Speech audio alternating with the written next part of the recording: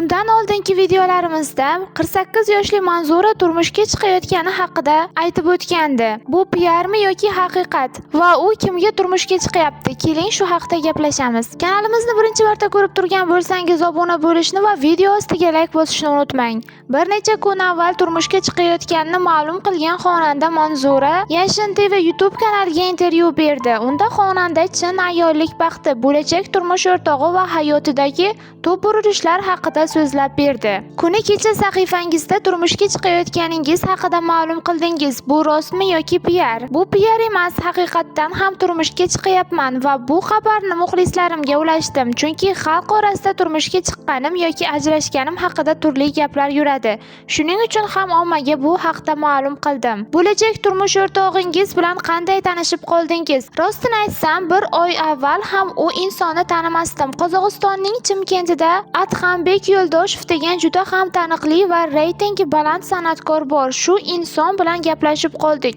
Suhbat davomida duet aytishga qaror qildik. So'ng Adhambek Yo'ldoshev meni Chimkentga taklif qildi.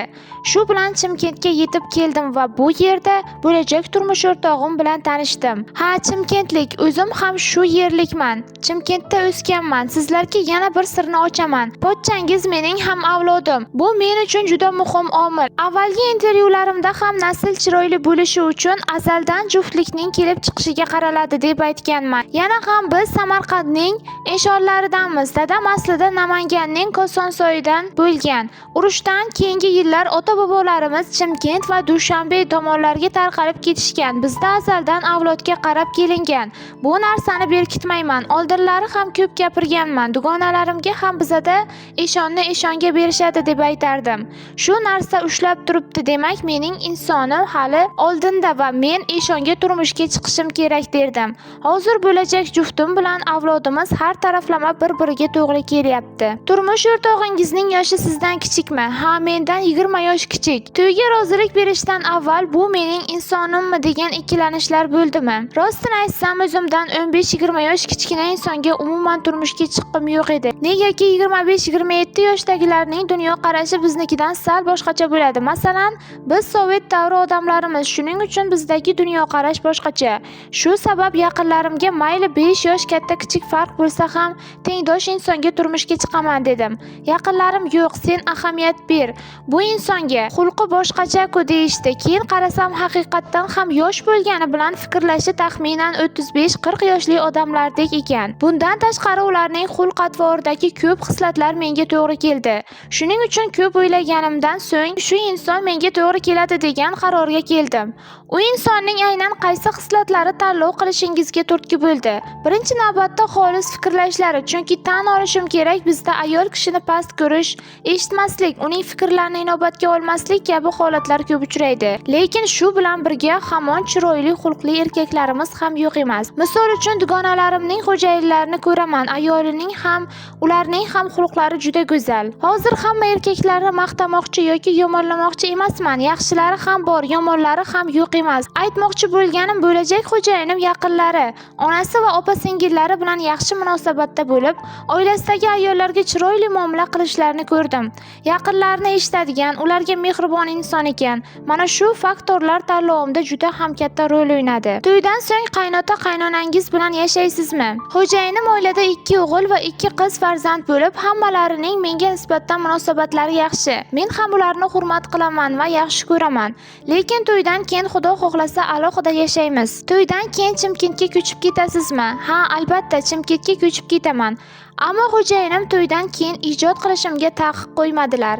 Ijodingni to'xtatib, seni sindirib qo'yishni xohlamayman. Boringcha qabul qilaman dedi va harakatlari ham shunga yarasha. To'ydan keyin ruxsatini olib, Toshkentga kelib, syomka va xizmatlarni o'tkazib ketishi mumkin.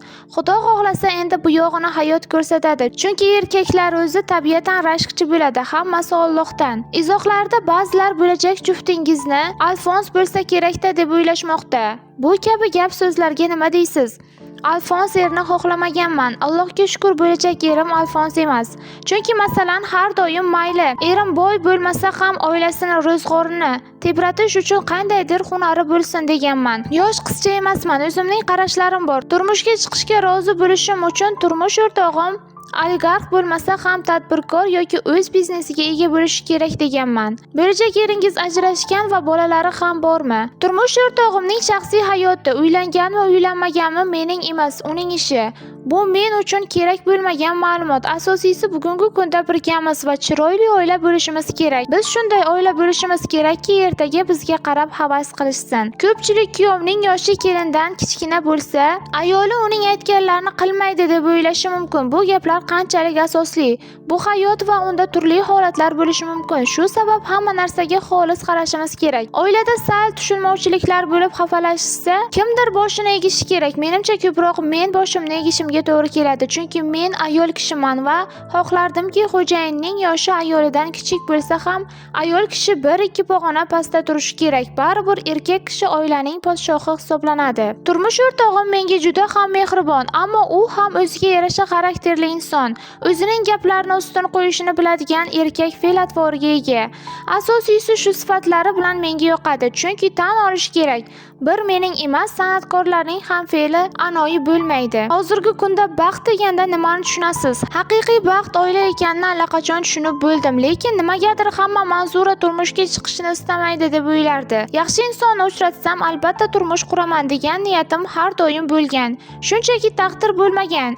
Shuning uchun xayrlisini kutayotgan edim.